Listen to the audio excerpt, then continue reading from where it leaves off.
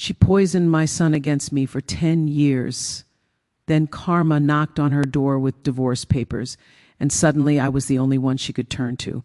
But by then, it was far too late. My name is Margaret Holloway. I'm 63 years old, and this is the story of how my daughter-in-law spent a decade turning my son into a stranger, how she destroyed our relationship piece by piece, and how I watched karma deliver the most perfect justice I could have ever imagined.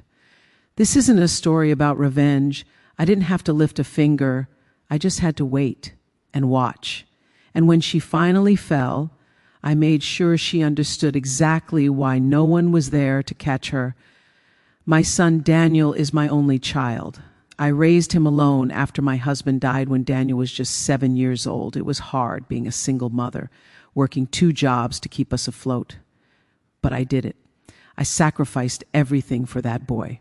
I worked as a nurse during the day and cleaned offices at night.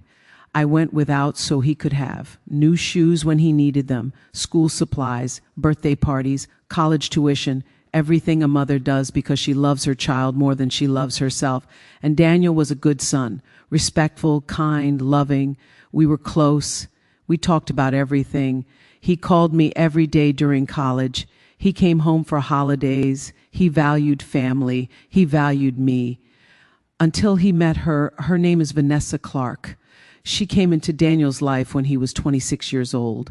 They met at some corporate event. She worked in marketing, came from money, had that polished look that some men find irresistible. When Daniel first brought her home to meet me, I tried to like her. I really did. I smiled, I was welcoming. I cooked her favorite meal that Daniel had mentioned. But from the first moment, I could see something in her eyes when she looked at me. Judgment, disdain, like I wasn't good enough, like my small house in my working-class neighborhood embarrassed her, like my nursing scrubs and tired hands were beneath her standards. That first dinner was uncomfortable. She barely ate. She made comments about how small the portions were, how different the food was from what she was used to. She asked why I didn't have wine to serve, as if I should have known she expected it. Daniel laughed nervously and tried to smooth things over. Mom doesn't really drink, he explained. She's more of a coffee person. Vanessa smiled tightly. How quaint, she said, that word. Quaint. Like I was some country bumpkin amusing her with my simple ways. I swallowed my irritation. I told myself she was nervous, that first meetings are always awkward, that I should give her a chance, but things didn't improve. Over the next year of their relationship, Vanessa made it increasingly clear that she didn't approve of me. She never said it directly. She was too clever for that. Instead, she worked through suggestions to Daniel. Does your mom always wear those old clothes? Maybe we could take her shopping. Your mom's house is so outdated. When are you going to help her renovate? Your mom still works night shifts at her age? That seems excessive.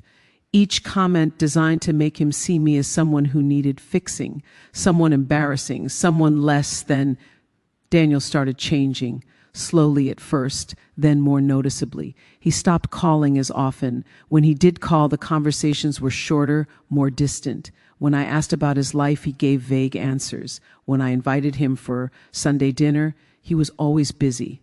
Vanessa had plans for them, work events, social gatherings, things that apparently didn't include me. When I asked to join sometimes, Daniel would hesitate. Mom, these are more professional networking things. You wouldn't really enjoy them. I'm not sure you'd fit in. Those words hurt more than he knew, or maybe he did know. Rye, a woman who despised me. During the reception, I barely saw Daniel. He was too busy with Vanessa's family, posing for photos, giving toasts, dancing. When I finally got a moment with him, I hugged him and told him I was proud of him. He hugged me back, but it felt obligatory. Thanks, Mom. Listen, I need to get back to the reception line. We'll catch up later. We didn't catch up later. I left the reception early. No one noticed. After the wedding, things got worse. Much worse. Daniel and Vanessa moved into a beautiful house in an upscale neighborhood. I wasn't invited to see it for months. When I finally was, it was a brief, awkward visit. Vanessa showed me around with barely concealed impatience. This is the living room. This is the kitchen. This is our bedroom suite. Everything was white and modern and expensive looking. Nothing like the warm, lived-in home I'd raised Daniel in. I complimented everything, trying to be positive. "It's beautiful," I said. "You've done an amazing job decorating." Vanessa smiled. "Thank you. We hired an interior designer. I wouldn't have known where to start on my own." Another subtle dig, another reminder that she had resources and sophistication that I lacked. Daniel barely spoke during that visit. He let Vanessa do all the talking. When I tried to engage him, ask about his job, his life, he gave short answers and kept glancing at Vanessa as if checking whether his responses were acceptable. It was like watching my son become someone I didn't recognize, someone controlled, someone afraid to have an independent relationship with his own mother. When I left that day, I cried the entire drive home. I could feel him slipping away, and there was nothing I could do to stop it. The first grandchild came 2 years into their marriage, a little boy they named Christopher. I found out Vanessa was pregnant through a generic text message. "Hey, Mom, wanted you to know we're expecting. Baby due in March. No phone call. No in-person announcement. Just a text. Like I was an acquaintance, not the grandmother. When I called Daniel to congratulate him, to ask how Vanessa was feeling, to offer help, he was distant. Thanks, Mom. She's doing fine. We've got everything under control. We'll let you know when the baby arrives." When Christopher was born, I wasn't at the hospital. I wasn't called until 2 days later. Daniel sent me a photo with a brief message. Christopher James arrived March 15th. 7 pounds, 3 ounces. Everyone is healthy. I stared at that photo for hours. My grandson, my first grandchild, and I hadn't even known he was being born. I hadn't been there. Vanessa's mother had been there. Vanessa's whole family had been there, but not me. I was an afterthought, a notification, nothing more. I went to visit as soon as I was allowed. I brought gifts, clothes I'd bought, a stuffed animal, a blanket I'd spent weeks knitting. Vanessa accepted them with that same tight smile. How thoughtful, Margaret, though we really do have everything we need already. People have been so generous. The gifts I brought sat in a corner, barely acknowledged. I asked to hold Christopher. Vanessa hesitated. I just fed him. He needs. B, you should give us some space. Space. That word became code for stay away. Don't call as much. Don't ask to visit. Don't be part of our lives.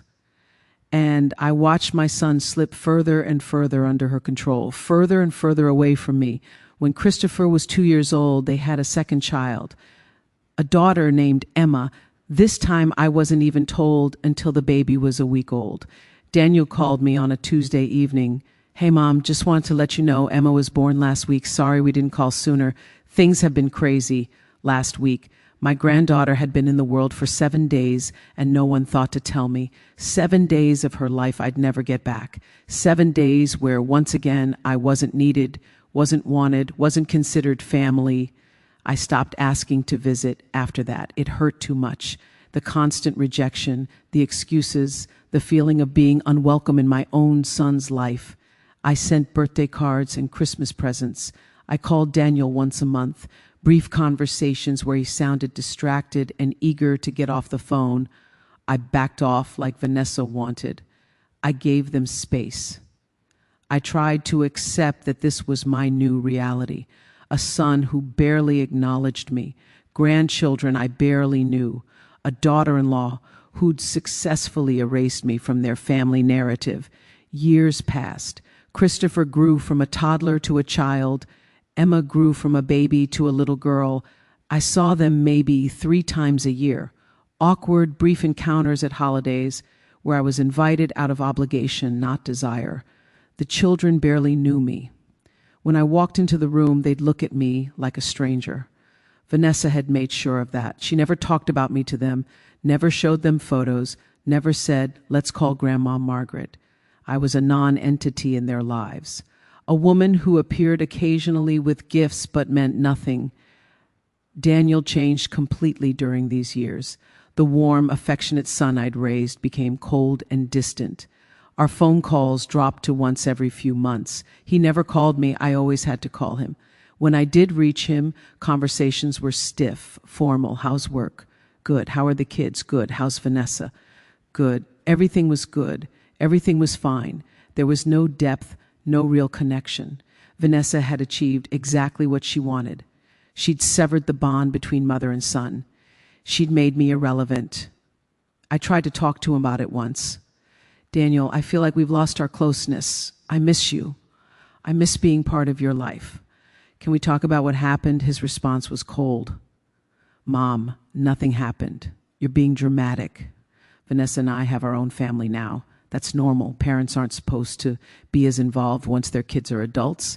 You need to accept that and move on. Move on. Like I was clinging to something inappropriate. Like wanting a relationship with my only child was unreasonable. I talked to my friends about it. Other women my age who had adult children, they were horrified by my stories.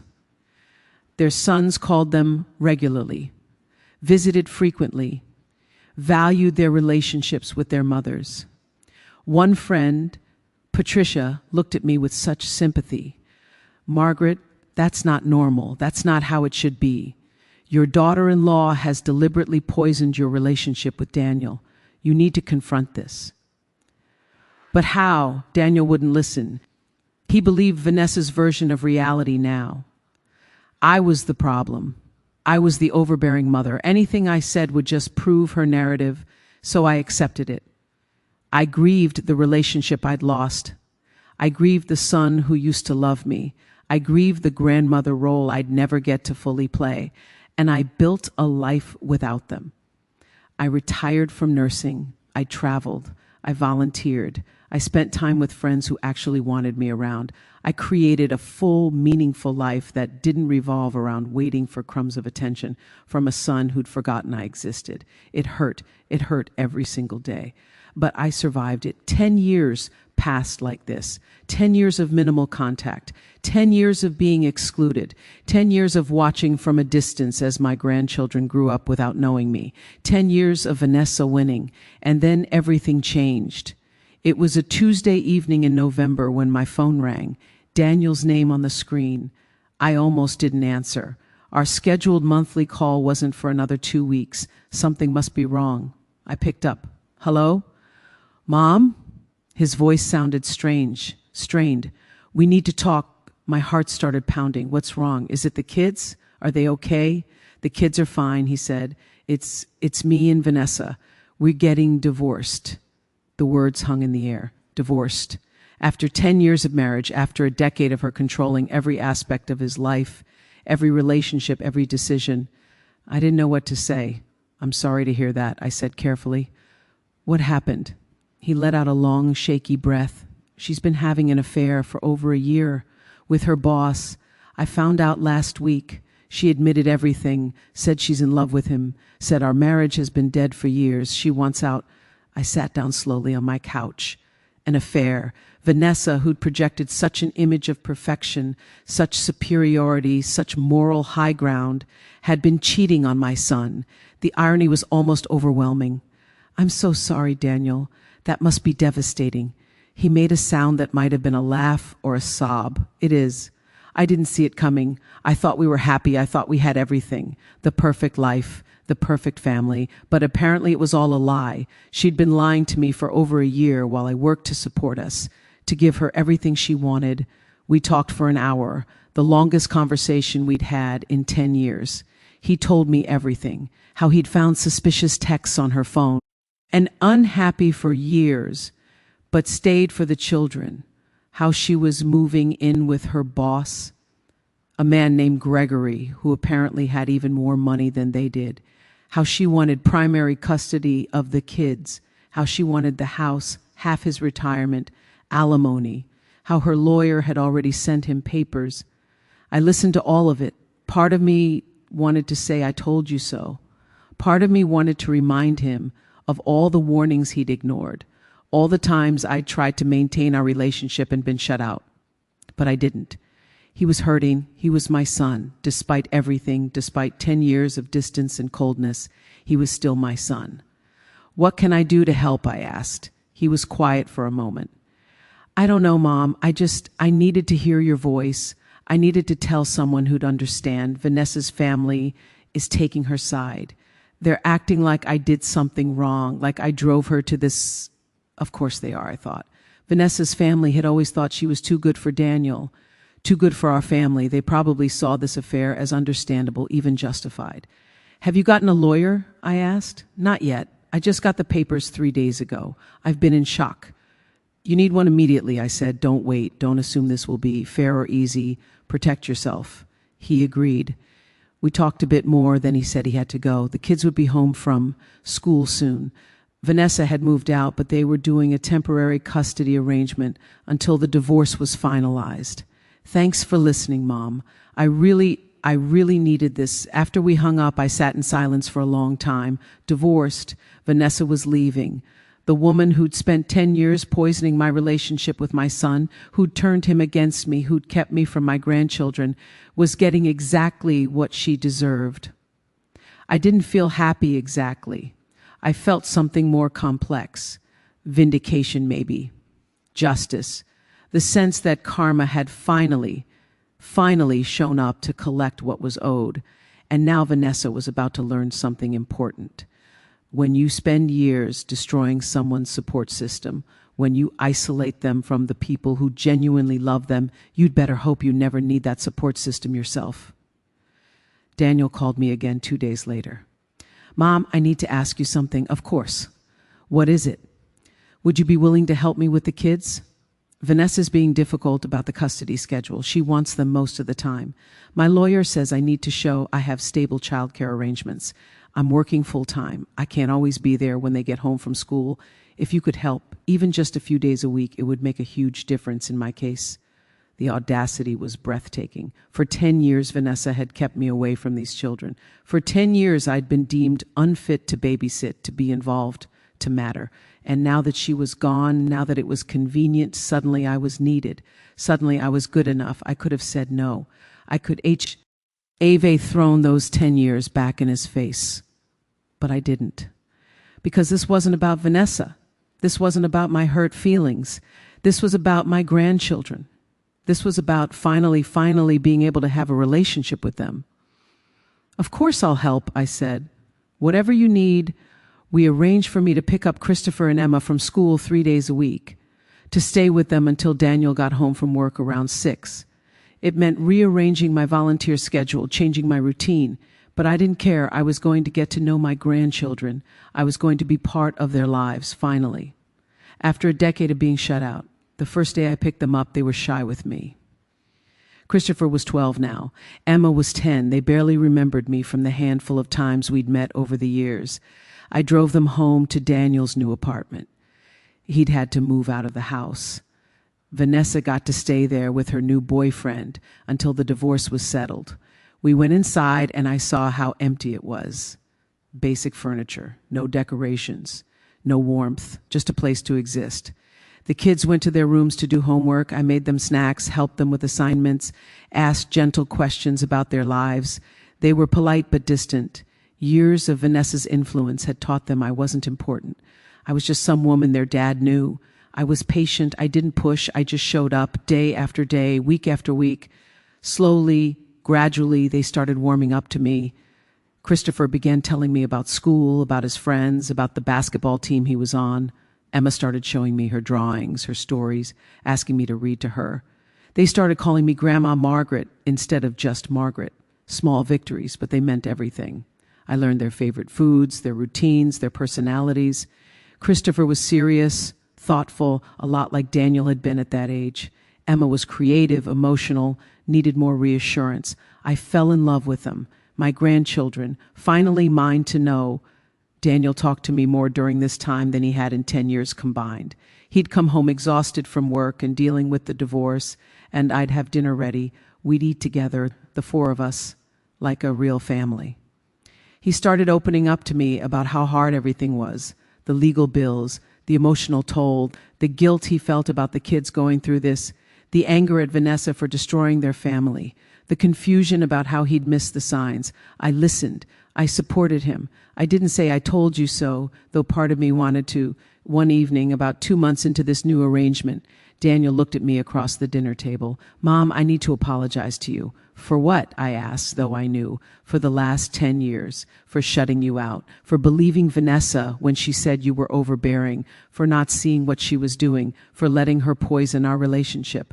I was a terrible son. I'm so sorry. His eyes were filled with tears. I reached across the table and took his hand. You weren't terrible. You were manipulated. Vanessa is very good at manipulation. I learned that the hard way, but you tried to warn me, he said. You tried to maintain our relationship, and I pushed you away. I chose her over you. I made you feel like you didn't matter. And you did matter. You always mattered. I just couldn't see it through her influence. I squeezed his hand.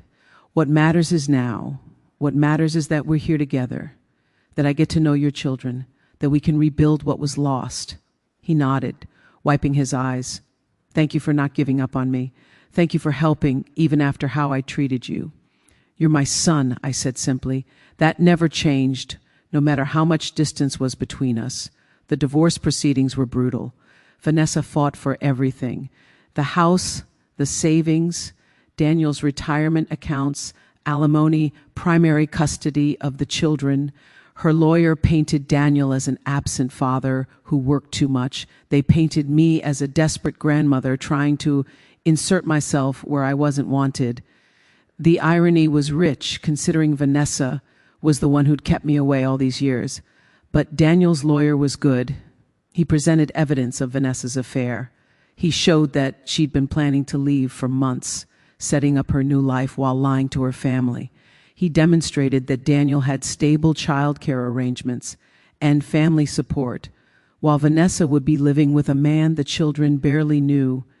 The custody hearing was particularly difficult. Christopher and Emma had to speak to a court-appointed counselor about their preferences. Christopher, at 12, was old enough to have his opinion weighted heavily. He told the counselor he wanted to live primarily with his dad, that his mom's boyfriend made him uncomfortable, that he liked spending time with me after school, that he felt more stable at his dad's apartment than at the house where a strange man now lived. Emma was younger, more conflicted. She loved her mom, but also didn't like Gregory. She liked the routine we'd established, the dinners together, the homework help, the feeling of family. The judge ultimately ruled for joint custody, 50-50, a week with Daniel, a week with Vanessa, alternating. The house would be sold and proceeds split. Vanessa would get alimony for 5 years, a reasonable amount given her affair and the fact that she was moving in with a wealthy man. Daniel's retirement accounts would be split, but not as drastically as Vanessa wanted. It wasn't a complete victory, but it was fair. More fair than Vanessa deserved, given what she'd done. When the ruling came down, I was in the courthouse. Vanessa's face when she heard the decision was something I'll never forget. Shock, anger, disbelief that she didn't get everything she wanted. After the hearing, Vanessa approached me in the hallway. It was the first time we'd spoken directly in months. Margaret, I hope you're happy. You got what you always wanted, to turn my children against me. I looked at her calmly. I didn't turn anyone against you, Vanessa. You did that yourself when you had an affair and blew up your family. I'm just here supporting my son and getting to know my grandchildren, something you spent 10 years preventing me from doing. Her face flushed red. I kept you away because you were toxic. You were overbearing. You would have undermined my parenting. Toxic, I repeated. That's interesting, coming from someone who systematically isolated her husband from his only parent, who rewrote history to make me the villain, who kept grandchildren from their grandmother for a decade. But you're right about one thing. I did get what I wanted. I got my family back. No thanks to you. She stepped closer, her voice dropping to a hiss. You think you've won. You think this is over. It's not. I'll make sure those children know the truth about you. I'll make sure they understand you were never welcome in our lives for good reason. Go ahead and try, I said calmly. They're old enough now to see the truth for themselves. They see who shows up for them, who helps with homework, who makes dinner, who listens when they're upset about their parents' divorce. That's me, Vanessa, not you. You're too busy with your new boyfriend. She looked like she wanted to say more, but her lawyer called her away. She turned and walked off, her heels clicking angrily on the courthouse floor. I watched her go, feeling nothing but pity. She destroyed her own life. I hadn't had to do anything. Life settled into a new rhythm after the divorce was finalized. On Daniel's weeks with the kids, I was there every afternoon. On Vanessa's weeks, I respected the boundaries, but stayed in touch with Christopher and Emma through texts and calls. They'd tell me about their week, about school, about their lives. Slowly, steadily, we were building real relationships, the kind of relationships I should have had all along. Christopher started asking me about his dad's childhood. What was he like as a kid? What did you do together? I'd tell him stories and watch his face light up with interest in his family history. Emma asked me to teach her to knit. I'd mentioned once that I used to knit, and she was fascinated. We spent hours together, her little hands learning the stitches, making mistakes, laughing when the yarn tangled. These were the moments I'd been denied for 10 years, these simple, beautiful grandmother moments that Vanessa had stolen from me. But I had them now, finally, and they were worth the wait. Daniel watched us sometimes with an expression that was part happiness, part regret. I knew he was thinking about all the lost time, all the years Vanessa had kept us apart. About 6 months after the divorce was final, Daniel came home one evening looking troubled. I was in the kitchen making dinner while the kids did homework. What's wrong? I asked. He sat down heavily at the table. Vanessa call. Edme today. She needs money. Apparently, Gregory isn't as wealthy as she thought. He's having financial problems. Some bad investments. They might lose his house. She's panicking because she quit her job when she moved in with him. Now she has no income. She asked if I'd increase the alimony payments. I turned from the stove to look at him. What did you tell her? I told her no. The alimony is set by the court. If she needs more money, she can get a job. She made her choices. She left our marriage for this man. She gets to live with the consequences. He sighed. She didn't take it well. She said I was being cruel, that I should think about the children, about how they deserve to live comfortably when they're with her. The children are comfortable, I said firmly. They have everything they need at both houses. What Vanessa wants is to maintain her lifestyle without working for it. Don't let her guilt you into giving her more. He nodded. You're right. It's just hard. Even after everything, even knowing she betrayed me, part of me still feels responsible for her. That's because you're a good person, I said. But Vanessa made her choices. She chose Gregory over her family. She chose an affair over her marriage. She chose to blow up everything you'd built together. She doesn't get to come back now and demand that you fix the consequences. He looked at me with gratitude. Thank you, Mom. I don't know what I'd do without you. You're stronger than you think, I said. You'll be fine. Vanessa called me 2 weeks later. I was surprised to see her name on my phone. I almost didn't answer, but curiosity got the better of me. Hello? Margaret, it's Vanessa. I need to talk to you. Her voice sounded different, smaller, less confident. What do you need, Vanessa? There was a pause. I need help, financial help. Things aren't going well with Gregory. I need money and Daniel won't help me. I thought maybe you could. The audacity was stunning. You thought I would give you money after everything you've done? After 10 years of keeping me from my son and grandchildren? Why would I possibly help you? Because of Christopher and Emma, she said, her voice taking on a pleading tone. They deserve better than living in Gregory's cramped apartment. They deserve stability. If you care about them like you say you do, you'll help me get back on my feet. I laughed. It wasn't a kind laugh. Vanessa, those children are perfectly fine. They're thriving, actually. Christopher is getting better grades than he has in years. Emma is more confident and happy. They're doing well because they finally have stability, routine, and family support. What you're really asking is for me to fund your lifestyle so you don't have to face the consequences of your choices. I'm not doing that. You're a bitter old woman, she spat, the facade dropping. You're getting revenge by punishing me. Punishing you? I repeated. Vanessa, I'm not doing anything to you. I'm simply not rescuing you. There's a difference. You spent a decade poisoning my relationship with my son. You made me feel worthless and unwanted. You kept my grandchildren from me. And now that your life has fallen apart because of your own decisions, you want me to save you? No, absolutely not. You made your bed. Sleep in it. She was crying now. Please, Margaret, I have no one else to turn to. My parents cut me off when I had the affair. My friends don't want anything to do with me since the divorce. Gregory's family hates me. I have no job, no savings, nothing. I'm desperate, and that's very sad, I said, my voice softening slightly, but remaining firm. But it's not my problem. You destroyed your own support system, Vanessa. You burned every bridge. You alienated everyone who cared about you. This is what happens when you make selfish choices and hurt people without conscience. I hope you figure things out. I really do. But I'm not your solution. I hung up. My hands were shaking slightly, not from guilt, but from the sheer satisfaction of finally being able to set that boundary, of being able to tell her exactly what I thought without fear of losing access to my family, because she couldn't take them away anymore. She couldn't poison Daniel against me anymore. Her power was gone. And she was learning what it felt like to be alone, unsupported, and desperate. Exactly how she'd made me feel for 10 years. Karma had indeed knocked on her door, and when she'd opened it, there was no one there to help her. Daniel told me later that Vanessa had called him crying after our conversation. She told him I'd been cruel to her, heartless, that I'd refused to help when she was desperate. He asked me about it. I told him the truth about the call. He was quiet for a moment, then said, she has some nerve. After everything she did to you, to us, she thought you'd just hand over money. I told him exactly what I told her, that actions have consequences, that she'd burned her bridges and now had to live with that. He agreed. Told me he was proud of me for standing firm.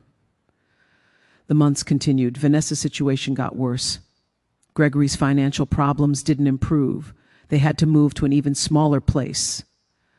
Vanessa got a job in retail, something she'd clearly never imagined having to do. Her weeks with the kids became more strained. Christopher started asking to stay with his dad more often. He didn't like Gregory. He didn't like seeing his mom stressed and unhappy all the time. Emma was more loyal to Vanessa, but even she admitted she preferred the weeks with Daniel, where I was there, where dinner was ready, where homework got done, where things felt stable and warm and like family. Vanessa tried reaching out to me one more time, about a year after the divorce. This time it wasn't asking for money. It was something different. She asked to meet for coffee, said she wanted to talk. I almost said no, but something made me agree. We met at a neutral cafe. She looked tired, older. The polished, super Aor woman I'd first met was gone. In her place was someone worn down by consequences. Thank you for meeting me, she said quietly. I wasn't sure you would. I almost didn't, I said honestly. What do you want, Vanessa? She took a deep breath. I wanted to apologize, really apologize. Not because I want something from you, but because you deserve to hear it. I've spent the last year watching my life fall apart, watching everything I thought mattered disappear, and I've had a lot of time to think about how I got here, about the choices I made, about the people I hurt. I hurt you, Margaret, badly for years, and I'm sorry. I looked at her carefully, trying to gauge if this was genuine or another manipulation. Why now? Why apologize now after all this time? Because I finally understand what I did, she said. Her eyes were filling with tears. I kept you from your grandchildren. I turned Daniel against you. I made you feel worthless and unwanted in your own family. I did it deliberately, methodically for 10 years, and I told myself I had good reasons, that you were overbearing, that you were too involved. But the truth is, I was jealous. Jealous of your relationship with Daniel, jealous that he loved you so much. I wanted to be the only important woman in his life, so I systematically destroyed your relationship with him. And I'm so sorry. I sat back in my chair. This was more honesty than I'd ever expected from Vanessa. It doesn't undo the damage, I said quietly. It doesn't give me back those 10 years. Those years when my grandchildren were small and I missed it all. Those years when Daniel and I barely spoke. You took that from me, Vanessa, and I can never get it back. I know, she said, wiping her eyes. I know I can't fix it. I know sorry isn't enough. But I needed to say it anyway. You deserve to hear the truth, that it wasn't about you. It was never about you. You didn't do anything wrong. I did.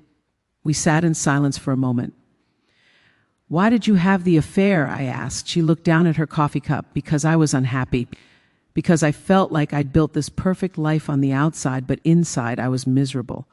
I'd pushed away everyone who might have supported me, including you. I'd made Daniel into someone I could control, but not someone I could really connect with. And Gregory paid attention to me, made me feel seen, made me feel like I mattered. So I made a terrible choice, and it cost me everything. My marriage, my family, my children's respect, everything. And now you're facing the consequences, I said. Yes, she agreed, and they're brutal. I'm living that now. And it's the worst feeling in the world. I'm so sorry I made you feel that way. I felt something shift inside me. Not forgiveness exactly. The wounds were too deep for that, but something softer. Some recognition that this woman was genuinely suffering and genuinely remorseful. Thank you for saying that, I said. It doesn't change the past. But I appreciate hearing the truth. She nodded. I don't expect you to forgive me. I don't expect anything. I just wanted you to know that I see now what I did. And if I could go back and do things differently, I would. I would have welcomed you into our family. I would have let you be the grandmother you wanted to be. I would have encouraged Daniel's relationship with you instead of destroying it. But I can't go back. I can only live with what I've done. We talked for another hour. She told me about her struggles, about how hard it was to see Christopher and Emma pulling away from her, about how guilty she felt, about how she was trying to rebuild her life, but it felt impossible. I listened without offering solutions or comfort. This wasn't my problem to solve. But I could listen. When we finally stood to leave, she looked at me one more time. Can I ask you something? What? Do you think Daniel will ever forgive me for the affair, for everything? I thought about it. I don't know, I said honestly. That's between you and him. But if you want any chance, you need to stop making excuses. Stop trying to minimize what you did. Own it completely. And give him time, a lot of time. She nodded. And the kids? Do you think they'll ever really trust me again? I looked at her seriously. That depends on you. Children are resilient, but they're not stupid. They know you lied. They know you broke up their family for another man. If you want to rebuild trust, you have to be consistent. Be there for them. Don't put Gregory first. Don't miss their events or forget their needs because you're dealing with your own problems. Show up over and over. Eventually, they might come around, but it could take years, and you might have to accept that your relationship with them will never be what it was. That's the cost of your choices. She thanked me for being honest. We parted ways in the parking lot. I watched her drive away in her old car, so different from the luxury vehicle she used to drive, and I felt a complex mix of emotions: satisfaction that she was finally facing consequences, pity that she was suffering, relief that her apology had been genuine, but mostly I felt grateful.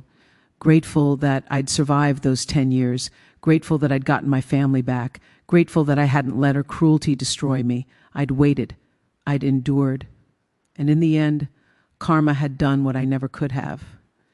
It had shown Vanessa exactly what it felt like to be alone. I drove home and told Daniel about the meeting. He listened quietly. What do you think I should do, Mom? Should I try to forgive her? I shook my head. That's not for me to decide. Only you know what you need. But I will say this. Forgiveness doesn't mean forgetting. It doesn't mean letting her back into your life in the same way. It just means letting go of the anger so it doesn't poison you. Whether you forgive her or not, you need to move forward for your own sake, not hers. He nodded thoughtfully. You're right. I have a lot to think about. Over the next year, things continued to improve in our family. Christopher started high school and made the varsity basketball team as a freshman. I went to every game I could, cheered him on, watched him grow into a confident young man. Emma discovered she loved theater and got a lead role in her middle school play. I helped her practice her lines, made her costume, sat in the front row on opening night. These were the moments I dreamed of during those 10 years of exile. These were the grandmother moments that made everything worthwhile. Daniel started dating someone new, a woman named Laura, who was kind, genuine, and most importantly, respected his relationship with me. She invited me to dinner when they'd been seeing each other for a few months, wanted to get to know me, asked questions about Daniel's childhood, laughed at my stories, treated me like family from the beginning. The contrast with Vanessa was stark. This is what it should have been like all along, a partner who enhances family relationships instead of destroying them. Daniel seemed happier than I'd seen him in years. The kids liked Laura. She didn't try to replace their mother. She just offered friendship and support. Vanessa's life remained difficult. Gregory eventually left her for someone else, the ultimate irony. She was truly alone then, living in a studio apartment, working 2 jobs to make ends meet. Her time with the kids became less frequent because she couldn't afford to do much with them. Christopher was now 15 and could choose not to go to her place if he didn't want to. He often chose to stay with Daniel. Emma, at 13, still visited her mother, but came home with stories about how sad Vanessa seemed, how empty her apartment was, how they mostly just sat around because there was no money for activities. Part of me felt vindicated. Part of me felt sorry for her, but mostly I felt nothing. Vanessa had become irrelevant to my life. She existed on the periphery, the mother of my grandchildren, but no longer a threat or a concern. Her power was completely gone. The poison she'd spread had been neutralized by truth and time. Daniel knew now what she'd done. The kids were old enough to see reality, and I was firmly established as a central, valued part of the family. Nothing she could say or do would change that anymore. One evening, Daniel and I were sitting on his porch watching the sunset while the kids were inside doing homework. He turned to me suddenly. "Mom, I need to tell you something. I've been thinking about it a lot, about those 10 years, about how I treated you. I still feel terrible about it." I stopped him. "Daniel, we've talked about this. You were manipulated. It's in the past." "No," he said, "let me finish. I need to say this. Those years, I didn't just lose my relationship with you. I lost myself. I became someone I didn't recognize, someone who'd abandon his own mother for a woman who didn't truly love him, someone who'd believe lies over his own memories, someone weak, and I hate that I was that person." "You weren't weak," I said gently. "You were in love. You trusted your wife. That's not weakness. That's normal, but I should have seen what she was doing," he insisted. "I should have questioned why. Suddenly, I couldn't talk to my own mother without feeling guilty. Why every conversation with you was followed by Vanessa making comments about how upset I'd made her, how inconsiderate I was being. I should have recognized the manipulation." "Maybe," I said, "but she was very skilled at it. She made it seem like everything was your idea. That's what manipulators do." He was quiet for a moment. "How did you survive it, Mom, those 10 years of being shut out? How did you not give up on me completely?" I thought about it. "Because you're my son, because I knew somewhere under Vanessa's influence the real Daniel still existed, and I hoped that someday, somehow, you'd come back to me. I never stopped loving you, even when you'd stop showing love to me. That's what parents do. We hold on even when it hurts." His eyes filled with tears. "I don't deserve you. You deserve better," I said with a slight smile. "But you're what I've got. So I'm keeping you." We sat together in comfortable silence after that, the kind of silence that only exists between people who truly know each other, who've been through battles together and survived. I thought about how far we'd come, from that horrible decade of distance and pain to this moment of peace and connection. It hadn't been easy. It hadn't been quick, but we'd made it. Our relationship was stronger now than it had been before Vanessa, forged through hardship and loss and ultimately truth. That evening, I realized something important. Vanessa hadn't just poisoned my son against me. She'd inadvertently taught us both valuable lessons about manipulation, about boundaries, about the importance of protecting relationships that matter. Christopher came out onto the porch. Grandma, can you help me with my essay? It's about someone who influenced my life. I want to write about you. My heart swelled. Of course, sweetheart. Let's see what you've got. We went inside and sat at the dining table. He pulled out his notebook and showed me what he'd written so far. The essay was about how I'd been there for him during the hardest time of his life, how I'd picked him up from school every day and made him feel safe when his whole world was falling apart, how I'd taught him that family shows up even when things are difficult, how I'd never made him choose sides or speak badly about his mother, even T. Half she'd hurt our family. Reading his words, I felt tears prick my eyes. This was why I'd waited. This was why I'd endured those 10 years, so that when the opportunity came, I could be exactly who these children needed, so that I could show them what real love looks like. Not manipulative love, not controlling love, just steady, consistent, unconditional love. We worked on his essay together for an hour. When we finished, he hugged me. Thanks, Grandma, for everything, not just the essay, for being here, for being you. You're welcome, baby. I'll always be here. Emma wandered over. What are you guys doing? Christopher's writing an essay about Grandma, Daniel said from the kitchen where he was making dinner. Emma's face lit up. That's cool. Grandma, can I show you the painting I did in art class? It's of our family. Of course, I said. She ran to get it and came back with a colorful watercolor. In the painting, there were 5 figures, Daniel in the center, Christopher and Emma on either side, me standing behind them with my hands on their shoulders, and off to the side, smaller and separated, a lone figure that I recognized as Vanessa. It was a child's honest interpretation of our family dynamic, and it was heartbreaking and beautiful at the same time. This is wonderful, Emma, I said carefully. Tell me about it. She pointed to each figure. That's Dad. That's me and Christopher. That's you, Grandma. You're like our backbone. That's what Dad always says. You hold us together. My throat tightened. And your mom? I pointed to the separated figure. She's there, Emma said quietly. She's part of our family, but she's not close right now. Maybe someday she'll come closer, but right now this is how it feels. I hugged her. This is beautiful and honest. Thank you for showing me. She hugged me back. I love you, Grandma. I love you too, sweetheart. So much. That painting hung on Daniel's refrigerator for months, a constant reminder of how our family had reconfigured itself, how trauma and betrayal had rearranged us into new patterns. Vanessa was still part of the picture, but she was no longer central, no longer controlling, just present on the periphery, exactly where her choices had placed her. And the rest of us, we'd formed a tighter unit, stronger for having survived her poison, more careful about protecting what we'd rebuilt. Winter came, and with it, the holidays. The first Christmas where Christopher and Emma would split time between parents.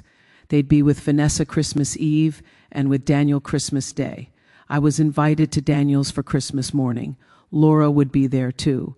It would be small, intimate, but full of love. I spent the weeks before Christmas knitting scarves for the kids, finding perfect gifts that showed I knew them, that I paid attention to their interests and dreams. On Christmas morning, I arrived early to help Daniel prepare brunch. The kids came home from Vanessa's around 10. Emma looked sad. Christopher looked frustrated. What's wrong? Daniel asked immediately. Emma shook her head. Nothing. It's fine. Christopher was less diplomatic. Mom forgot to get groceries. We had cereal for Christmas Eve dinner, and her heat wasn't working. It was freezing. We had to sleep in our coats. Daniel's face darkened. I'm calling her. No, Dad, Christopher said. It's fine. We're here now. Let's just have a good day. But Daniel was already dialing. I could hear Vanessa's voice through the phone, defensive and upset. I didn't forget. I just didn't have money. Things are tight right now. I'm doing my best. Daniel took the phone into another room. Laura and I exchanged glances. She started making hot chocolate for the kids. I got the presents from under the tree and started arranging them, trying to shift the mood. By the time Daniel came back, his face was set in hard lines.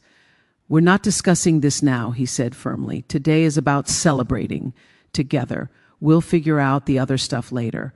We opened presents.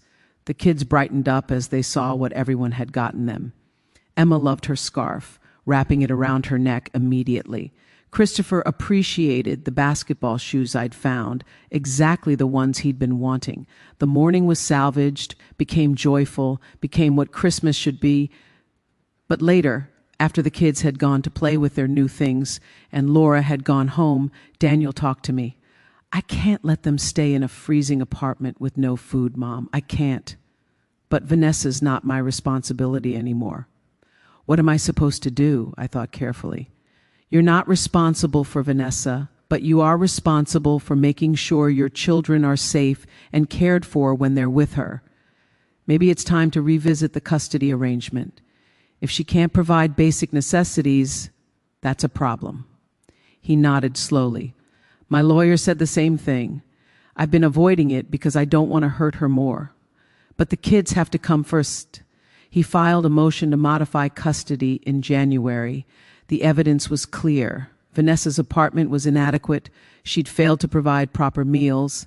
The heat situation was documented. Christopher, now old enough to testify, told the judge he didn't feel safe or comfortable at his mother's place. Emma, though loyal to Vanessa, admitted things were hard there. The judge ruled that custody would shift to 70-30. The kids would be with Daniel most of the time, with Vanessa every other weekend. It was a devastating blow to Vanessa, but it was the right decision for the children. Vanessa called me after the ruling. She was sobbing. "This is all your fault. You turned them against me. You took everything from me. My children are all I have left, and now I barely get to see them." I stayed calm. "Vanessa, I didn't turn anyone against you. Your choices did that. Your affair destroyed your marriage. Your financial irresponsibility created an unsafe environment for your children. These are consequences of your actions, not mine. Be you." "I had nothing," she cried. "You could have helped me. You could have given me money so I could provide for them properly. But you wanted me to suffer." "I could have helped you," I agreed, "but I chose not to. Just like you chose not to let me have a relationship with my grandchildren for 10 years. Just like you chose to poison my relationship with my son. Just like you chose to have an affair instead of working on your marriage. We all make choices, Vanessa. You're just finally experiencing what it's like when those choices have consequences. You're a cruel woman," she said bitterly. "No," I said quietly, "I'm a woman who learned not to rescue people who've hurt her. There's a difference." She hung up on me. I set the phone down and felt nothing but relief that I'd held firm, that I hadn't caved to guilt or pity, that I'd maintained my boundaries. Spring arrived, and with it, a new rhythm. The kids were with us most of the time. Their bedrooms at Daniel's were fully decorated now, personalized, real rooms instead of temporary spaces. Emma had artwork on her walls. Christopher had his basketball trophies displayed. This was their home, their primary home. And I was there several days a week, helping with homework, making dinners, listening to their stories, being the grandmother I was always meant to be. Laura was around more too. The kids had started calling her Laura Mom, which she handled with grace, making sure they knew she wasn't trying to replace Vanessa, just adding another caring adult to their lives. Daniel proposed to Laura in April. It was a small, private moment in his living room with just the four of them present. He asked the kids if they'd be okay with him marrying Laura. Christopher said absolutely. Emma asked if she could help plan the wedding. It was sweet, genuine, and so different from his first marriage. This time, family was included, valued, central. I was asked to help with planning. Laura's mother and I worked together on details. It was collaborative, joyful, everything a wedding should be. The wedding was set for October. Small ceremony, just close family and friends. Vanessa found out through the kids. She didn't handle it well. She called Daniel in tears, demanding to know how he could replace her so quickly. It had been over 2 years since their divorce, but in her mind, no time was enough. The kids reported that she'd cried in front of them, said awful things about Laura, tried to make them feel guilty for being happy about the wedding. Daniel had to have a firm conversation with her. "You don't get to do this. You don't get to make the kids feel bad about my happiness. You made your choice when you had an affair. I'm moving on. You need to do the same. Christopher, now 16, finally snapped at his mother during one of these guilt trips. Mom, stop. Just stop. Dad is happy. We're happy. You're the one who cheated. You're the one who destroyed our family. You don't get to be upset that Dad found someone who actually loves him and treats him well. Vanessa was apparently shocked into silence. Emma, softer-hearted, tried to comfort her mother, but she also admitted to me later that Christopher was right. It's hard, Grandma. I love Mom. But she makes everything about her. She doesn't see how her choices hurt us. She just wants us to feel sorry for her all the time. It's exhausting. These children had grown up fast. Too fast in some ways. Divorce does that. But they were resilient. They were learning important lessons about consequences, about honesty, about the kind of people they wanted to be. NGEs are not your responsibility either. You're 13. You're supposed to be having fun, making friends, doing activities you love.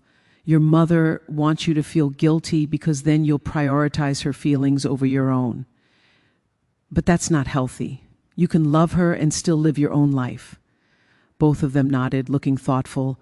These conversations mattered. These were the moments where I could undo some of Vanessa's manipulation, where I could teach them about healthy boundaries and relationships. As October approached, wedding preparations intensified. Laura asked Emma to be a junior bridesmaid, asked Christopher to do a reading during the ceremony. She included them in every decision, made them feel valued and important. The contrast with how Vanessa had excluded me from Daniel's first wedding was stark. This was how family was supposed to work, including people, valuing them, making them feel like they belonged. I helped Laura pick out her dress, went to fittings with her and her mother, planned the small reception. We were creating a real blended family, the right way. A week before the wedding, Vanessa made one final desperate attempt. She called Daniel and begged him not to marry Laura. Please, Daniel, we can fix this. We can get back together. For the kids, they need their real family. Daniel told me about it later, shaking his head in disbelief. After everything she did, after 2 years of being divorced, she actually thought I'd consider it. What did you tell her? I asked.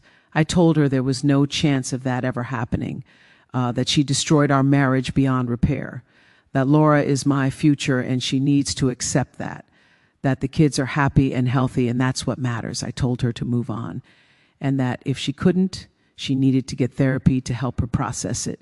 But I was done discussing it. The wedding day arrived. It was a beautiful October afternoon, crisp and clear. The ceremony was in a small chapel with about 50 guests. I sat in the front row with Laura's parents. Christopher did his reading beautifully, his voice strong and clear. Emma stood beside Laura, beaming. When Daniel and Laura exchanged vows, there wasn't a dry eye in the place. These were vows based on truth, on genuine love, on mutual respect, everything his first marriage had lacked. At the reception, Daniel danced with Laura, then with Emma, then with me. When it was my turn, he whispered, "Thank you, Mom, for never giving up on me, for being here, for helping me become the man I should have been all along. You're welcome, my son. I'm so proud of you." Life settled into a wonderful new normal after the wedding. Laura moved into Daniel's house. The kids adjusted beautifully. Laura was respectful of routines I'd established, grateful for my continued help, warm and welcoming whenever I came over. She'd often text me asking for advice about the kids, about recipes they liked, about how to handle certain situations. She valued my input. She saw me as an asset, not a threat. This was what it should have been like with Vanessa from the beginning. 2 women working together to support the family, instead of one woman trying to eliminate the other. Vanessa's life continued on its difficult trajectory. She'd moved again, this time to an even smaller apartment further from the kids' school. Her visitation with them became increasingly sporadic. Sometimes she'd cancel at the last minute, citing work conflicts or illness. Sometimes she'd show up late to pick them up. The kids started to dread their weekends with her, not because they didn't love her, but because it was unpredictable and stressful. Christopher, now a junior in high school, was looking at colleges. He told me one evening that he couldn't wait to go to school somewhere with a good support system. I want what we have here, Grandma. I want people who show up consistently, who don't make everything dramatic. Emma was thriving in high school theater. She'd gotten a lead role in the spring musical and was practicing constantly. Laura helped her with costumes. I helped her run lines. Daniel came to every rehearsal he could. We were a team, all invested in Emma's success. Vanessa came to opening night but left before the cast party, saying she wasn't feeling well. Emma tried to hide her disappointment, but I could see it. Later, Laura sat with Emma and talked to her about expectations. Your mom loves you, but she's struggling right now. That doesn't mean her struggles are your fault or your responsibility. You did an amazing job tonight. Be proud of yourself. Emma cried a little, then hugged Laura. Thank you for being here, for caring. Laura held her tight. Always, sweetheart, always. That spring, I turned 64. The family threw me a surprise birthday party. Daniel and Laura organized it. Christopher and Emma decorated. Friends I'd made over the years were there. It was joyful and warm and full of love. At one point, Daniel stood up to make a toast. To my mom, he said, who survived 10 years of being pushed away and came back stronger, who never gave up on our family, who taught us all what unconditional love really means. Not love that enables bad behavior, not love that ignores manipulation, but love that's patient, that waits, that's there when it matters most. I love you, Mom. We all do. Everyone raised their glasses. I looked around at the faces of people who valued me, who saw me, who appreciated me. This was worth everything, every lonely year, every rejected phone call, every missed holiday. It had all led to this, to being surrounded by real love. Later that evening, after most guests had left, Emma approached me shyly. Grandma, I made you something. She handed me a handmade book. I opened it to find page after page of memories, photos of us together over the last few years, drawings she'd made, written memories of things we'd done, recipes we'd cooked together, ticket stubs from events we'd attended. It was a chronicle of our relationship, beautifully documented. The last page had a letter. Dear Grandma Margaret, it read, I don't remember much from when I was little, but I remember the last few years perfectly. I remember you picking us up from school every day. I remember you teaching me to knit. I remember you coming to every single one of my performances. I remember you listening when I was sad about Mom and Dad's divorce. I remember you making everything feel safe and stable when my whole world was falling apart. You're not just my grandma, you're my hero. I love you so much. Thank you for being exactly who you are. Love, Emma. I was crying by the time I finished reading. I pulled Emma into a tight hug. This is the most beautiful gift I've ever received. Thank you, sweetheart. Thank you for letting me be your grandma. She hugged me back. You're the best grandma in the world. Even if we didn't know you for a long time when we were little, we know you now. And that's what counts. Her words echoed something I'd been thinking for a while. It wasn't about the years we'd lost, it was about the years we had now. It was about making every moment count going forward. Vanessa had stolen a decade from us, but she couldn't steal our future. That was ours, secure, protected, built on truth and love. Summer arrived again. Christopher graduated from high school with honors. The graduation ceremony was bittersweet. Vanessa was there, sitting separately from us, looking isolated and sad. After the ceremony, Christopher took photos with us, with his father and Laura and me and Emma, all of us beaming with pride. Vanessa approached to take a photo with him. He agreed, but the photo was stiff, awkward. She tried to insert herself into our family photos. Christopher politely told her these were just immediate family. She wasn't immediate family anymore. It was harsh but true. She'd removed herself from that circle through her choices. She walked away, crying.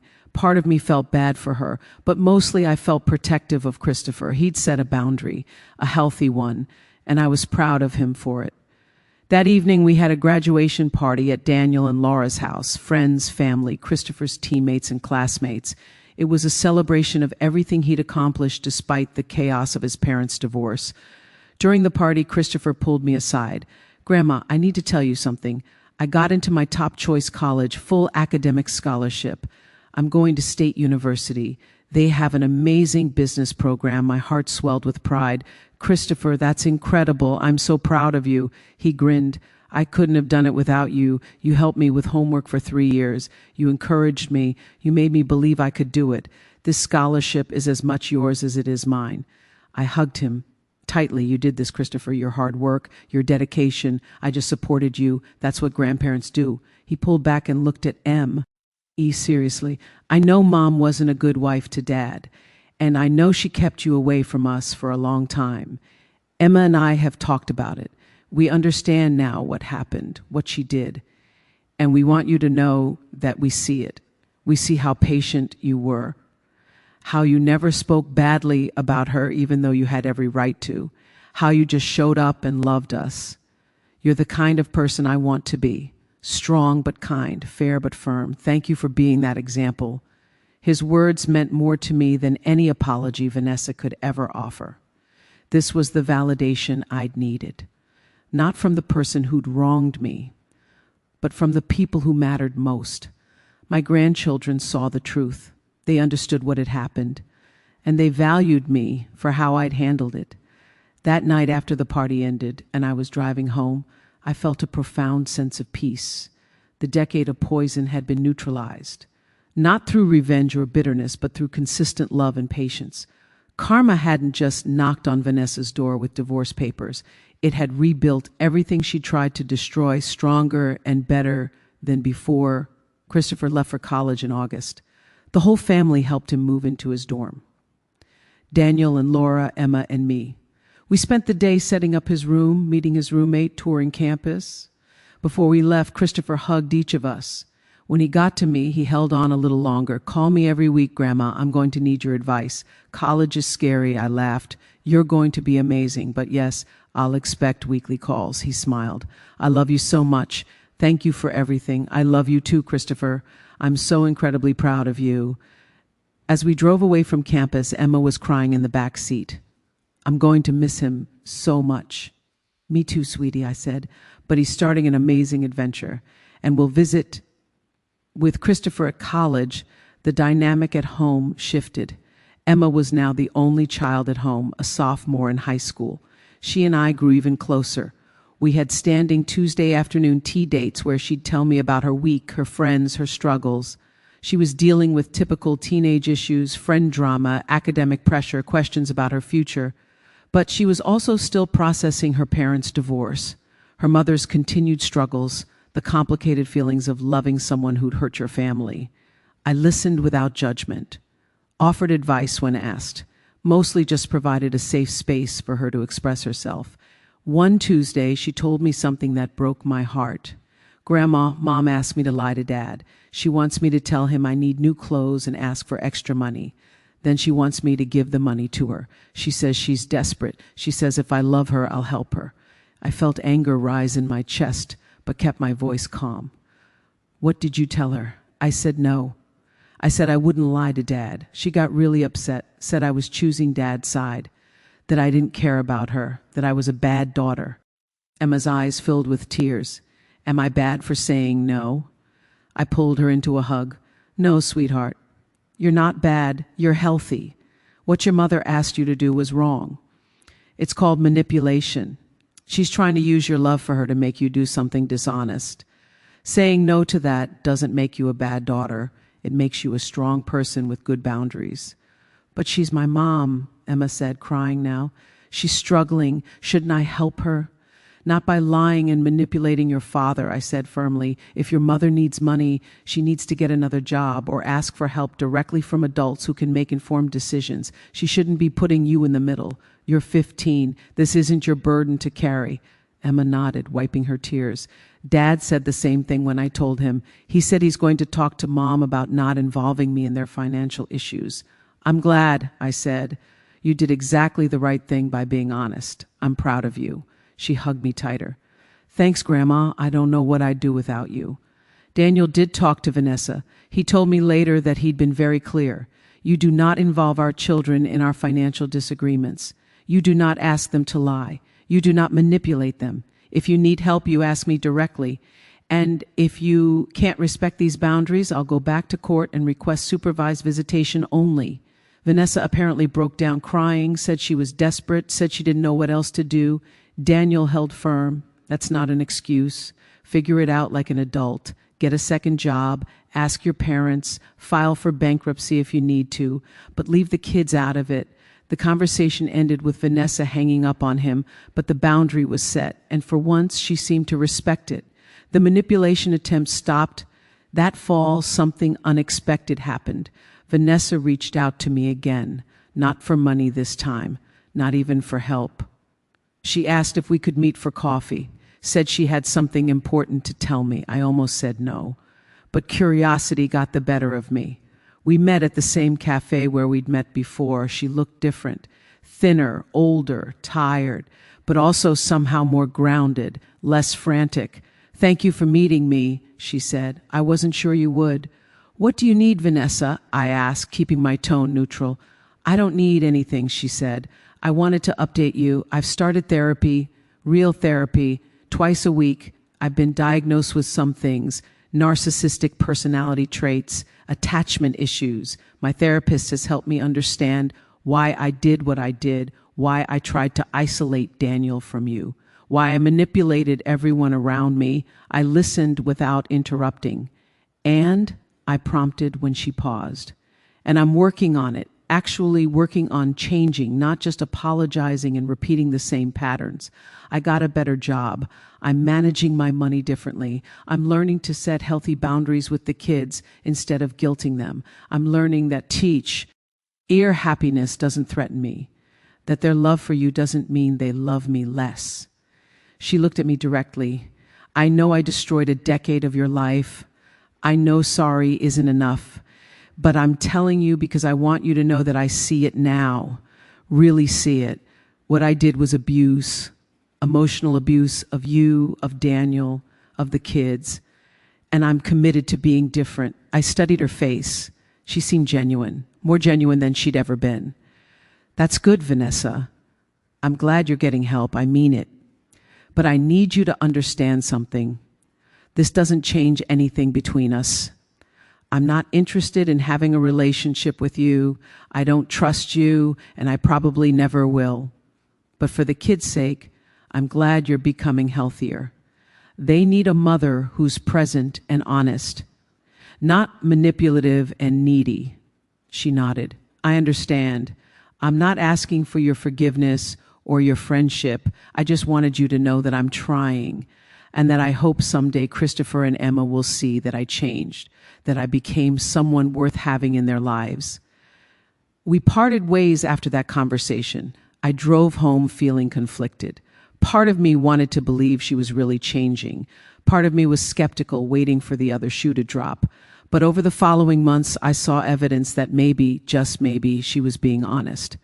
The kids reported that visits with her were better. She wasn't crying or guilting them anymore. She asked about their lives and actually listened. She'd gotten a small apartment closer to their school. She showed up on time. She didn't cancel visits. Small changes, but meaningful ones. Emma even said once, "Mom seems happier, like she's not drowning anymore." "It's nice. I'm glad," I told her. "Everyone deserves a chance to grow and change, even people who've made terrible mistakes." Christmas that year was different. It was the third Christmas since the divorce. This time, when the kids came back from Vanessa's on Christmas morning, they weren't sad or frustrated. "Mom actually cooked a real dinner," Emma reported, "and she got us presents. Not expensive ones, but thoughtful ones." She asked about our lives instead of just talking about her problems.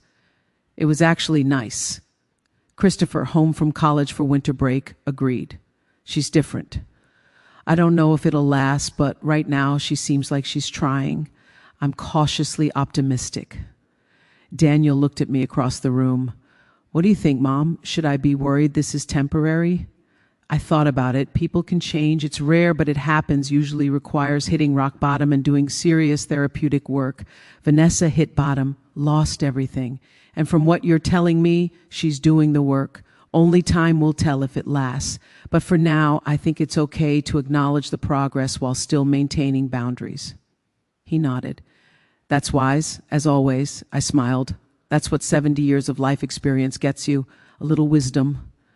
We laughed and moved on to celebrating the holiday together. It was peaceful, joyful, full of the kind of love that comes from people who have survived hard things together. The new year brought new developments. Christopher declared his major in business and was thriving at college. Emma was cast as the lead in the spring musical again. Laura got a promotion at work. Daniel's company had its best year ever. And me, I was contentedly settled into my role as family matriarch, the grandmother who'd survived exile and come back stronger, the mother who'd never given up on her son, the woman who'd learned that patience and boundaries were more powerful than revenge. One evening in February, the whole family gathered at my house for dinner. It was something we did monthly now. I cooked everyone's favorites. We ate together, laughed together, shared stories about our lives. After dinner, Daniel stood up. He had something in his hand, a wrapped box. Mom, we wanted to give you this. It's from all of us. I opened it carefully. Inside was a beautiful custom photo album. The cover said, Our Family, the Margaret Holloway Story. I opened it and tears immediately filled my eyes. The first pages were old photos, me with baby Daniel, Daniel's childhood, holidays and birthdays from years past. Then there was a gap, blank pages representing the 10 lost years. Then the photos started again. Me with Christopher and Emma for the first time, looking stiff and uncertain. Then more photos, chronological, showing our relationship developing. Birthday parties, school events, holiday celebrations, everyday moments. The progression was clear. Distance to closeness, strangers to family. The last page had a letter written by all of them. Dear Mom, Grandma Margaret, it read.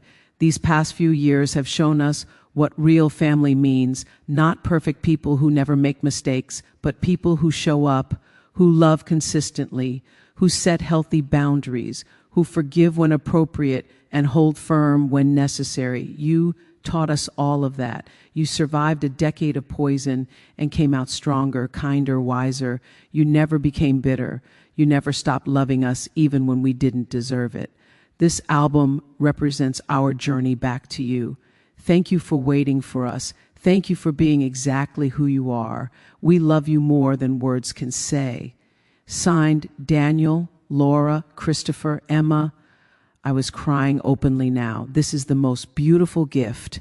Thank you, all of you, for giving me a second chance to be part of your lives. Christopher spoke up. You didn't need a second chance, Grandma. You never did anything wrong. You just had to wait for us to wake up and see the truth. And now we do. We see how strong you are, how patient, how loving. You're our hero. Emma added, when I grow up, I want to be like you.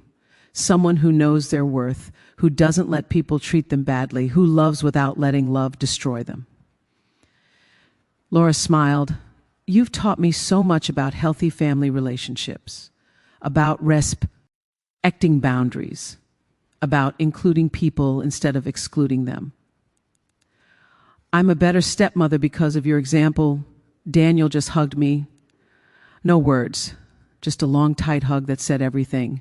My son, my boy, who'd been lost and was found, who'd been manipulated and broke free, who'd learned hard lessons and become a better man for it, we'd survived. We'd more than survived. We'd thrived. That night, after everyone left, I sat in my living room holding the photo album.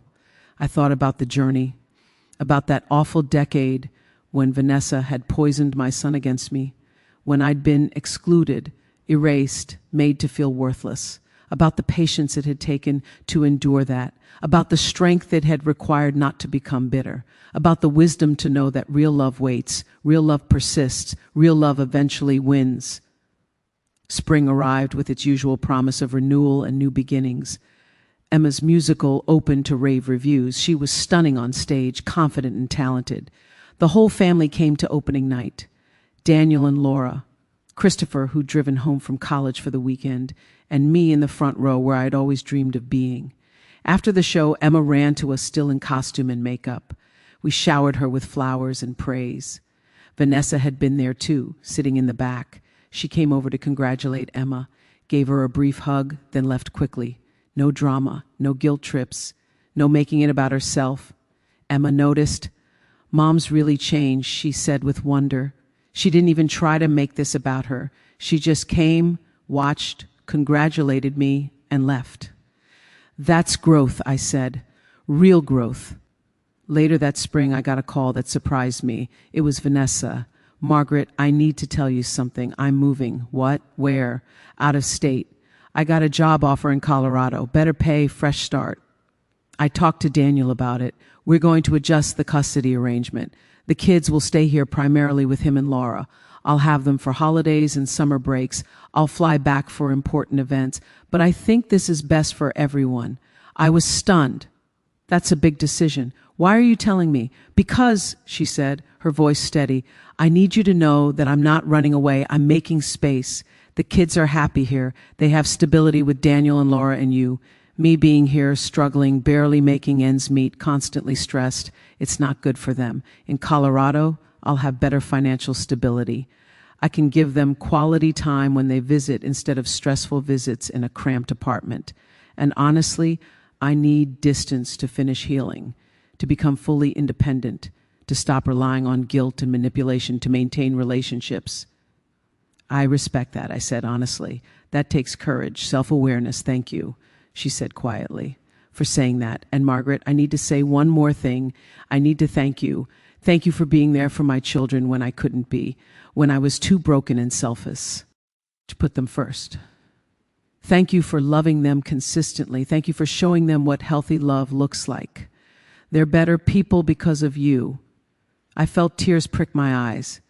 They're good kids because they have a good father, and because somewhere inside, despite everything, you love them too.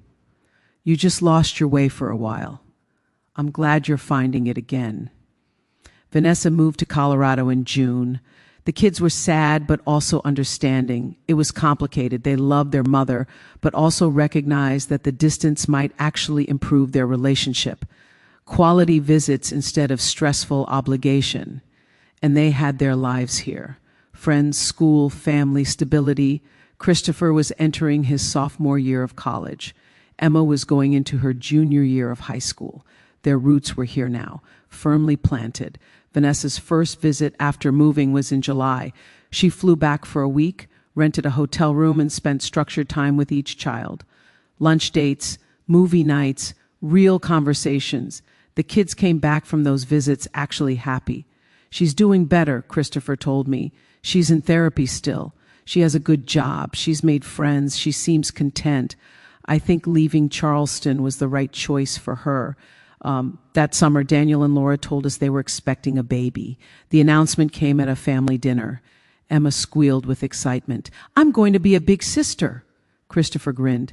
"That's amazing, Dad. Congratulations." I felt my heart swell. Another grandchild, another chance to be present from the beginning. Daniel looked at me across the table. "Mom, we want to ask you something. Would you be willing to help when the baby comes? Like you helped with Christopher and Emma?" Laura added, "We know it's a lot to ask, but you're so good with children, and we trust you completely."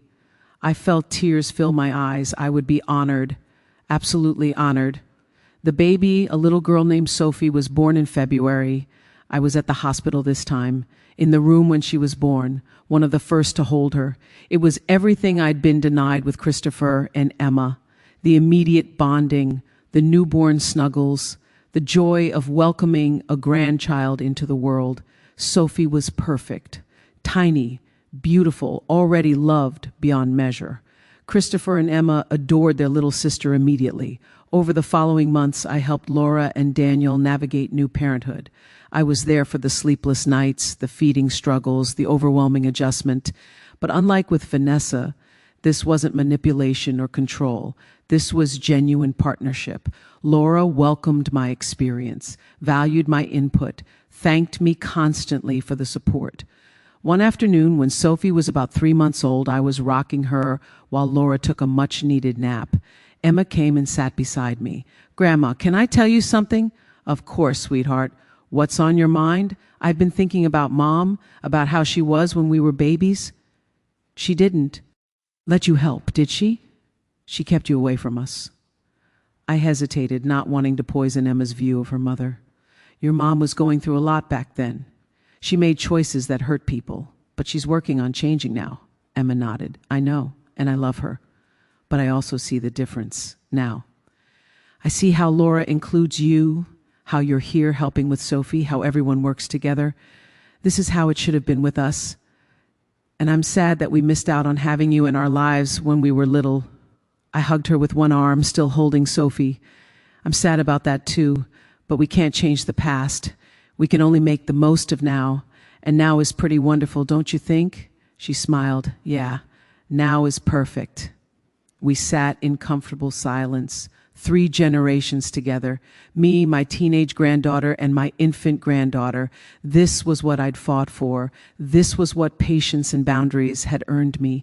Not revenge, not destruction, just the simple, beautiful reality of being fully part of my family, of being valued, of being loved, of mattering.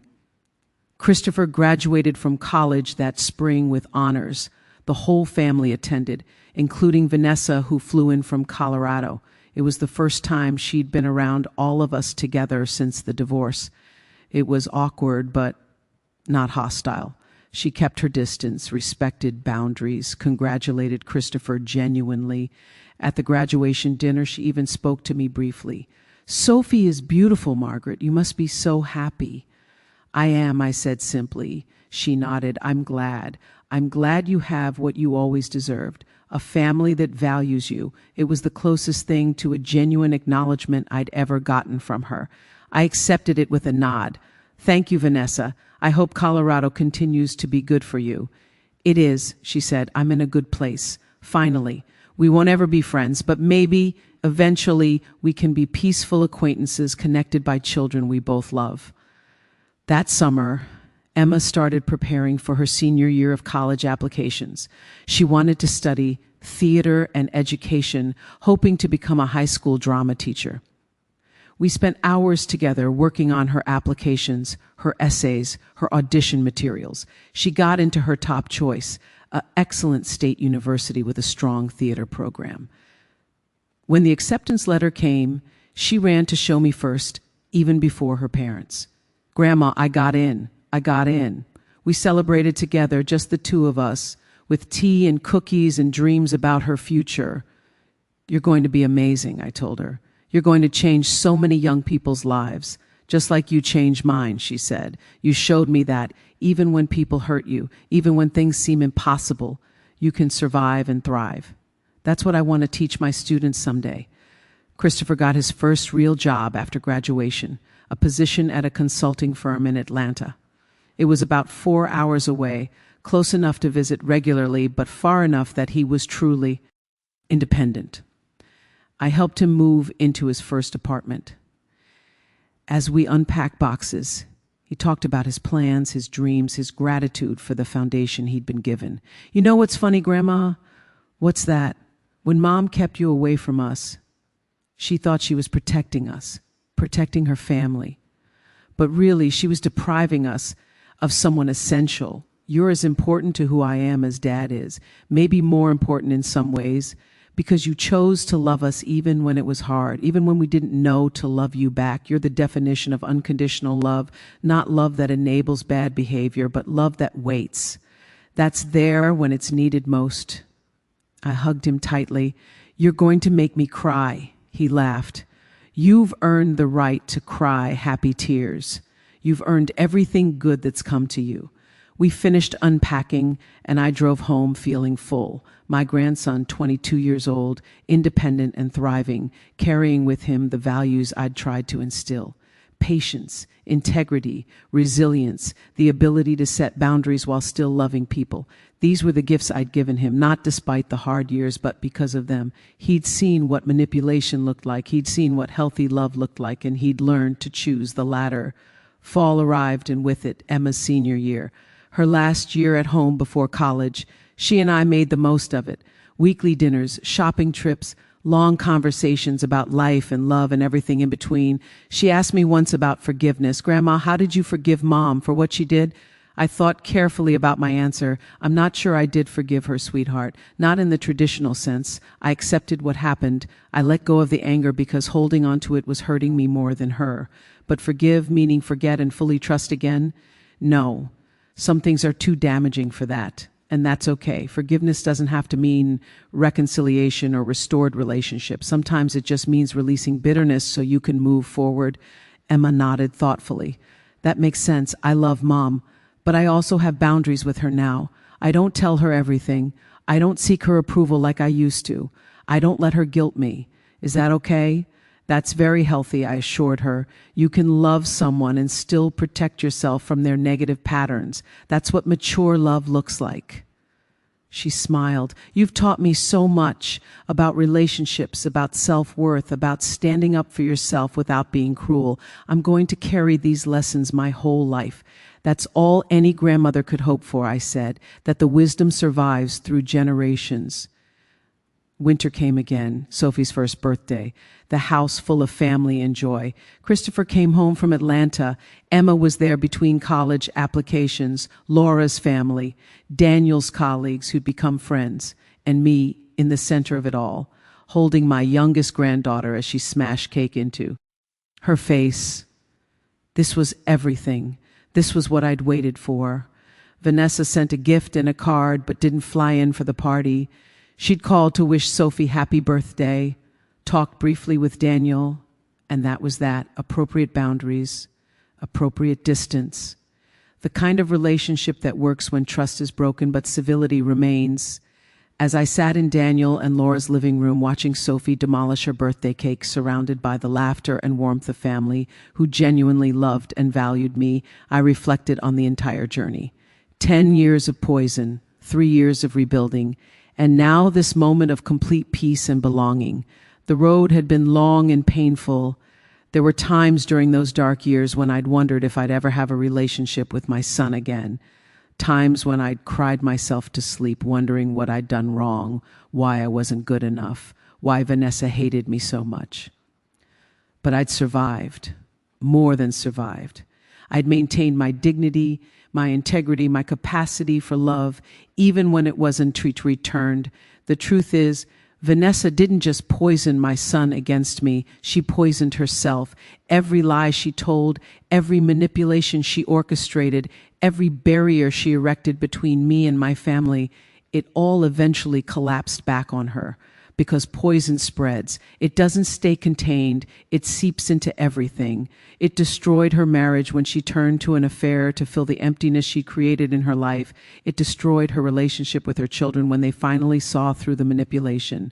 It destroyed her financial stability when she'd burned every bridge to people who might have helped her. And it destroyed her sense of self when she finally had to face what she'd become. I didn't destroy Vanessa. I didn't have to. Karma did it for me. But not the karma people talk about as some mystical force of revenge. Real karma.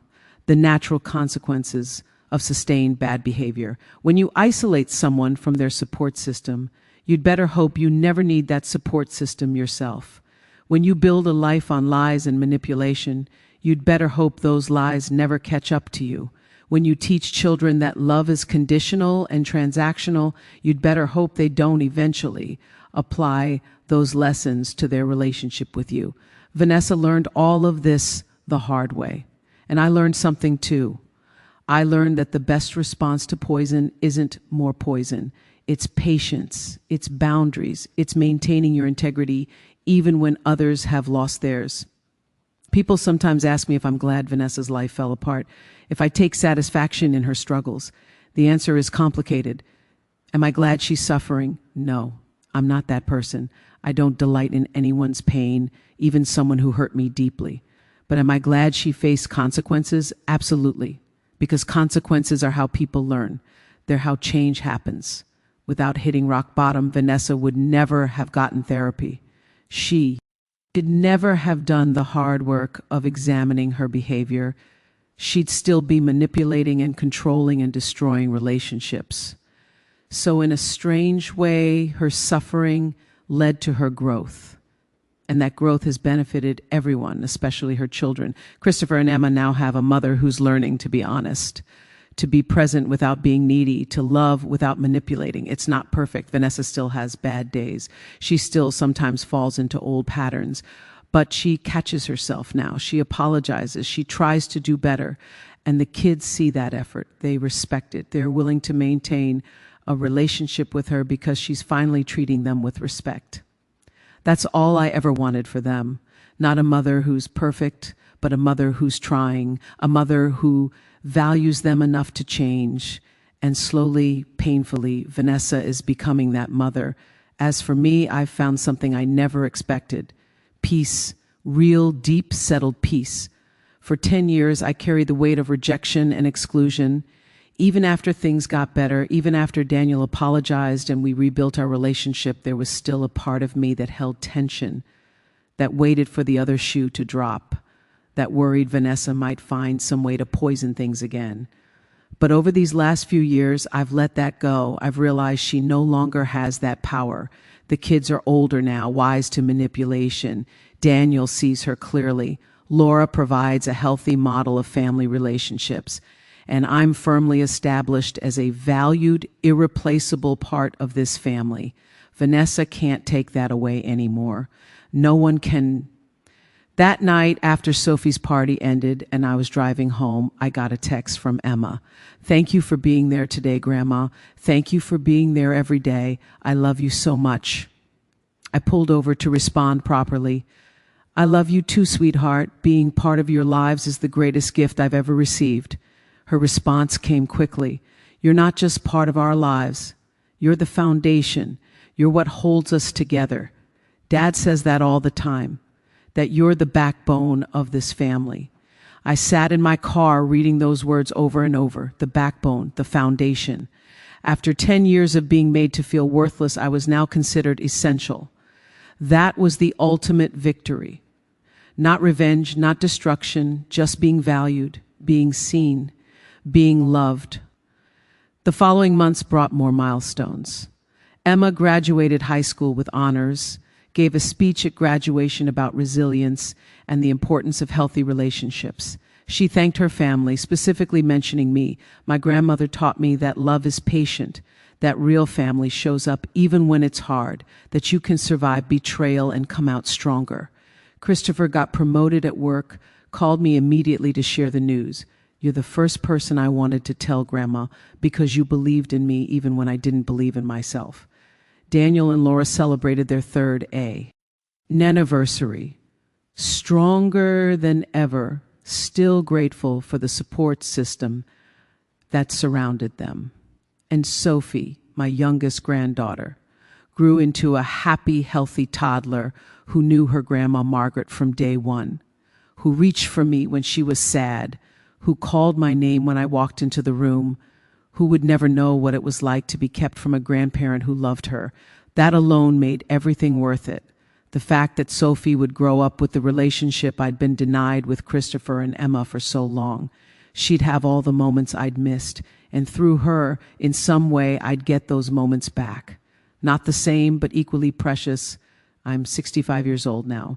I've lived long enough to understand that life is complicated, that people are flawed, that families are messy, that forgiveness isn't always appropriate or necessary, that boundaries are an act of love, not cruelty, that patience is powerful, that waiting for justice is often wiser than seeking revenge. I've learned that you can survive being poisoned without becoming poisonous yourself, that you can be excluded and rejected and still maintain your dignity, that you can love people who don't love you back, and that doesn't make you weak. It makes you strong. Vanessa poisoned my son against me for 10 years. She systematically destroyed our relationship, kept me from my grandchildren, made me feel worthless and unwanted. It was cruel. It was deliberate. It was devastating. But it didn't destroy me. It refined me. It taught me who I really was. It showed me what I was capable of surviving. And when karma finally knocked on her door with divorce papers, I didn't have to do anything. I just had to be there, ready, waiting, prepared to step into the space she'd vacated and give my family what she never could. Unconditional love, healthy boundaries, consistent presence, the things that actually matter. Some people might say, I should have fought harder during those 10 years, that I should have demanded access to my grandchildren, that I should have confronted Vanessa more aggressively. But I don't think that would have worked. Daniel was under her spell. He would have seen any aggression from me as proof that Vanessa was right, that I was the problem. Fighting would have pushed him further away. So I waited. I stayed in touch as much as he'd allow. I sent cards and gifts. I let him know I was there whenever he was ready. And when the manipulation finally collapsed, when Vanessa's true nature revealed itself, I was still there, unchanged, steady, ready to rebuild. That's the thing about patience. It looks like weakness until it wins. It looks like giving up until suddenly you have everything you waited for. People who didn't see those 10 years might look at my life now and think I'm lucky. Lucky to have such a close relationship with my grandchildren. Lucky to have a son who values me. Lucky to have a daughter-in-law who includes me. But it's not luck. It's the result of refusing to become bitter, of maintaining my integrity when others lost theirs, of understanding that real love waits, real love endures, real love eventually wins, not through force, but through consistency. I think about other women who might be going through something similar, who might have a daughter-in-law or son-in-law poisoning their relationship with their adult child, who might feel helpless, watching from the outside as their family moves on without them. I want them to know that it's not over, that patience and boundaries and dignity matter, that you don't have to retaliate or manipulate or fight dirty. You just have to wait. Maintain your integrity. Be there when the poison eventually reveals itself, because it always does. Manipulation can only last so long before it collapses under its own weight. And when it does, if you've maintained your dignity, if you haven't become the villain they painted you as, you will be there to help pick up the pieces. But I also want people to know that it's okay to have boundaries. It's okay to protect yourself. When Vanessa asked me for money after the divorce, I said no. Some people thought I should have helped her for the kids' sake. But helping her would have enabled her. It would have saved her from consequences she needed to face. My boundary forced her to figure things out, to get help, to change, and ultimately that was better for everyone, including her children. Boundaries aren't cruelty, they're clarity. They're saying, I love you enough to let you face the consequences of your actions, because that's how people grow. I never wanted Vanessa to suffer. I'm not that vindictive, but I also wasn't going to rescue her from the bed she'd made. She'd spent 10 years making me feel small, unwanted, worthless. She'd destroyed my relationship with my son. She'd kept my grandchildren from me. Those choices had consequences, and experiencing those consequences is what finally pushed her to change. If I'd stepped in and saved her, she'd still be the same manipulative person. She'd still be poisoning relationships. So my boundary, my refusal to help, was actually the most loving thing I could do, not for her comfort, but for her growth. Now, 3 years after everything fell apart for her and came together for me, we've reached an understanding. We're not friends, we never will be, but we're peaceful co-grandmothers connected by children we both love. She lives her life in Colorado, I live mine here. We see each other at major events. We're civil. We respect boundaries. The kids have relationships with both of us. Different relationships built on different foundations, but both valuable in their own ways. And that's okay. That's healthy. Not every relationship needs to be close. Some just need to be functional. And we've achieved functional. Last month, Vanessa sent me a letter, an actual handwritten letter, not a text or email. In it, she wrote about her journey over the past few years. The therapy, the self-discovery, the painful realization of how much damage she'd caused.